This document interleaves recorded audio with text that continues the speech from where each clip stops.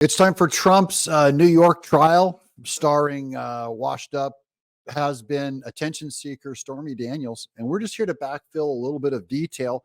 As each day the trial goes on, big major points are made or not made about Trump. And we try and bring those to you just to keep you caught up. So here's the big take home from the Stormy Daniels trial. I hope you'll subscribe, because then you have the one-stop shop for where to get your news. Make sure you ring that bell after you subscribe. Get us to 500,000 subscribers. We're almost there. There's 25,000 away. I need your help to get there. Here's Phil Holloway on Megyn Kelly. She claimed that she was threatened. So the prosecution's trying to say, you came forward and, or you did not come forward, right? You did not come forward to say anything about this until you decided to shake down Donald Trump. That's what you wanted to do, shake him down. So that's the big news, is that there's a slight violent tinge that Stormy Daniels tried to project onto Trump. In this case, she claimed she had some random guy in a parking lot tell her not to tell anyone or something might happen. You have a very nice daughter there, threatened her daughter. Of course, the story didn't come out. No one ever heard of it till 12 years after, when Trump runs for president. And she's like, no, the reason I didn't come forward earlier is because I was threatened. I was in a parking lot years ago, like after it happened, closer in time to when it happened. And a man came up to me in a parking lot when I was in Las Vegas with my daughter. And he threatened me that if I told people, I was going to be in some sort of trouble. She never told any people around her that story. By the way, there's no corroborating witnesses of it. It's just he said, she said. Here she's making the point on CNN. And a guy walked up on me and said to me, "Leave Trump alone, forget the story." Yeah, now that's the big trench coat, mean, weirdo, black helicopter, spooky conspiracy stuff. It's not just here on the right, guys. It's all over the left, too. It just defies common sense. It defies belief. It's the kind of thing that there's no way that it's ever going to be able to be conclusively proven one way or the other. And it was never made to be concluded. It was always made just for flavor, put a dark tinge on the testimony against Trump, even though none of this Stormy Daniels stuff belongs in this court case at all, because it's not illegal for Trump to have had an affair with Stormy Daniels. We don't approve it, whatever. It should not be part of it. This is about mispaying money, using campaign finances to pay off a non-disclosure agreement, whatever you want to call it. Now, here's a tweet on the recording that was played in the courtroom of Stormy Daniels, just in an audio recording from 2018 between Michael Cohen, who's been proven to be a liar, but the primary witness of the prosecutors, and Stormy Daniels' attorney, Keith Davidson, was played to attorneys and the judge. In the recording, Keith Davidson appeared to be threatening Cohen and Trump. On the phone, he claims Stormy Daniels' publicist boyfriend is going to run with the story to the press, saying, "I wouldn't be the least bit surprised if he comes out and says, you know what, Stormy Daniels, she wanted this money more than you can ever imagine. I remember hearing her on the phone saying, you effing Keith Davidson, you better settle this GD story, because if he loses this election, if Trump loses the election, and he's going to lose, this is back in 2016, if he loses this election, we lose all effing leverage. This case is worth zero." That's what they're saying about the hush money that they're trying to extort from Trump. We now have Stormy Daniels' attorney admitting on the phone recording that Daniels was extorting the president. Will she be held accountable? You can tell me in the comments below. Will she face any time for trying to extort a president? Here's two hilarious people over at MSNBC. It's my favorite. The one lady does all the talking, and the other one looks like Beaker's grandmother. The fact that Stormy Daniels now claims that she is a medium and that she communicates with dead people. Yeah, Stormy Daniels communicates with dead people. That's the kind of credible person you have. Suddenly, these people at MSNBC, by the way, who are atheistic and against any kind of supernatural, anything existing. Suddenly they're like, oh, Stormy Daniels, she's a medium, claims to talk to dead people. That's totally possible. Goes against all of their atheistic worldview, by the way. Suddenly they're supernaturalists, spiritualists, and mediums. Magic is real, according to MSNBC. Has participated in a TV series about the paranormal where she explores things, including the fact that at one point an ex-boyfriend of hers was inhabited by spirits. Okay, she dates the demon possessed, a man inhabited by spirits. They're trying to undermine her credibility, by the way. I just want you to imagine a witness on Trump's side. Imagine if anyone in Trump's family or a witness came out and said, I am a medium and I talk to the dead. I once dated someone that was full of spirits. Can you imagine what MSNBC, what these women would be saying about her instead of how wonderful and spiritual Stormy Daniels is? She was mocking Stormy Daniels. She wants the jury to think Stormy Daniels is a liar and she is crazy. Stormy Daniels is a liar and she is crazy. And she also wants the jurors to judge her for her occupation. And Stormy Daniels gave no ground on that, as Sue just said. No, of course you judge her on her occupation. This is a woman who has sex for money on camera. She's a stripper. She does OnlyFans. She's every nightmare of any man, a family man, or a family, or any man who's ever tempted by someone. He's a nightmare of someone like Trump. You do not want to meet these people on the road. You want to always be vigilant against them. She is that person. She is a strumpet, a tramp. She's what, by the way, they're attracted to powerful, rich men. Now, they're going to try and pretend like she's Bo Peep here, like your Sunday school teacher, like she's some Mennonite with her hair up in a bun and a net. She might be an exotic dancer, an adult film actor, but she was very clear when Susan Neckles used the phrase selling yourself to describe what Stormy Daniels was doing on a tour where she was making appearances at clubs. Stormy Daniels set her straight. I was not selling myself. Not at clubs, at strip clubs. And they paid her. They pay you at strip clubs, or they give you a percentage of the pull. You swing around a pole, you take your clothes off, they throw money at you. That's what Stormy Daniels does. She is for sale. Whatever you call that, she doesn't do it for free, guys.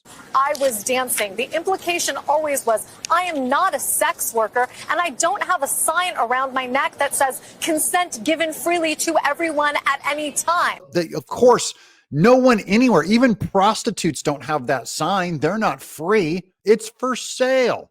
It's love for sale. That's the whole point of it. No one's implying that just because she's a sex worker, that it means you get it for free. For all I knew, Trump threw a 20 at her, or maybe she was okay with it, or maybe it didn't happen at all. Maybe that's the kind of thing that a sex worker thinks is, you know what? You can shake these family men down for a lot of money. If their wife is pregnant and you make these claims, you can do a lot of damage when they run for president. That's what every sex worker knows. Extortion is part of it. And not, Donald Trump was mine, that I was for the taking by this man. Yeah, Trump doesn't, this is what makes me sick, okay? Trump doesn't have to take it. I'm not implying that men, rich, powerful men don't do that. I am implying that voluptuous women like Stormy Daniels, who are adult stars, are attracted to power and money. Men like Trump walk in, that it's a magnet to them. If you don't believe that, then you do not know the culture of the adult film industry. Go to one of their parties, watch how they act. I've seen them act in real life because we used to have we'd go to this pizza joint that was next to an adult, a gentleman's club. And man, the women, they'd come out of there, they see some guy with money, shiny rings. The women were all over him. Their men were never redneck farmers, guys in overalls, bricklayers. Okay. Here's news from Kyle Cheney breaking. Judge Merchan just squashed Trump's effort to subpoena Mark Pomerantz, former prosecutors in Bragg's office. They tried getting the last guy that was in Bragg's office, Pomerantz. They said that it was not okay to subpoena him. So this is Merchan working against Trump. But You'd think if that was illegal, why would he allow for Stormy Daniels? So here's Donald Trump Jr. says, so we're clear, according to the judge, Stormy Daniels is relevant, but Mark Pomerantz, a former prosecutor in the Attorney General's office, who wrote a book on it, isn't. See, Stormy Daniels' sex stories are totally irrelevant to this case. And Trump says as much. Here's Trump. Articles that came out this morning, Jonathan Turley, the predominant question in the Manhattan hush money trial of former President Donald Trump is not one of guilt, but something far more basic. Is the District Attorney Alvin Bragg's case a joke? Is it a prank? Is it a farce? On Thursday, the answers became clear. It's all of the above. I like that Trump is reading Jonathan Turley, someone I've been reading to you guys for at least 6 months on this stuff. And now Trump is just doing my quotes for me. I'd rather have him say it than me, because it lends credibility to these guys that I've been drawing from. Guys, I don't bring you guys news from weirdo sources, off topic, off incredible stuff. I'm trying to get you the best sources of information because it tends to be more accurate and true. So Trump is quoting Jonathan Turley, and I love that. By the way, we're called professional noticers. That is, I bring you stuff that I notice. It's my job to tell you what I notice. Here's Trump. Their objective, of course, was to humiliate and smear Trump with a gossipy tale of sex that had nothing to do with the criminal charges at issue. Remember that? All of the Stormy Daniels stuff that makes it run through the news, they're just trying to slander Trump with this, because they will not deal with the financial allegations of him using campaign finances to pay off hush money, which, by the way, is legal and a misdemeanor. It's the cover up that they're trying to prove with Stormy Daniels. He tried to cover it up. Cover it up makes it a felony, even though even that felony is made up. Here's MSNBC trying to show how Stormy Daniels, was this great moment, and then they get shut down by their own guest. Consider the surreal, historic nature of it. A porn actress sitting across from a former president of the United States making these accusations at him while he's in the middle of a presidential campaign, by the way. Yeah, that's one long sentence. That's how he sees it. MSNBC is completely stuck on stupid, because they're like, this is about Trump having sex with Stormy Daniels. No, dude, that entire sentence you just said literally has nothing to do with the court case. And your guest is about to say exactly that. At the end of the day, what kind of witness was Stormy Daniels for the prosecution? Unnecessary. Stormy Daniels, in my view, represents an unnecessary risk for the prosecution. Beat down. They never should have rolled her out, because she doesn't just screw married family men. She's also screwing over the entire case that they ever brought her out. Here's why. I can't think of any piece of evidence that they got from Stormy Daniels on the prosecution that they couldn't have gotten or didn't already get from other witnesses. The transaction from Cohen to Daniels was established through other witnesses, including Keith Davidson, her former lawyer. But see, they had all these other witnesses had the same information. Why didn't they use them? Because they weren't porn stars.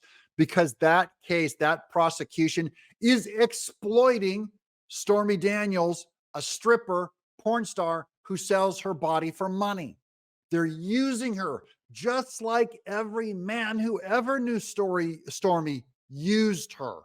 And the prosecutor trying to come out going like, oh, she's okay. She's a good girl. Then they turn right around and they use her. They still treat her like a whore, just a whore of a different kind. Why risk Stormy Daniels? Because you saw in Stormy Daniels a request for a mistrial, which was going to be denied. But in my view, the very first major appealable issue that you might see up at the appellate division. So, yeah, Stormy Daniels is probably going to be the first thing that triggers the appeal, that they ever got her involved with this thing at all, because it's not illegal to have an affair, and that they brought her in. It proves that this thing should be mistried, a totally wrongly decided decision by Judge Juan Merchan. If the prosecution gets a conviction and this case comes back in 2 years and it's overturned, the conviction, then the prosecution is going to ask themselves, was it worth the risk? If the reason that the conviction's overturned is testimony that was given by Stormy Daniels. Yep, it will be Stormy Daniels. Here's my favorite.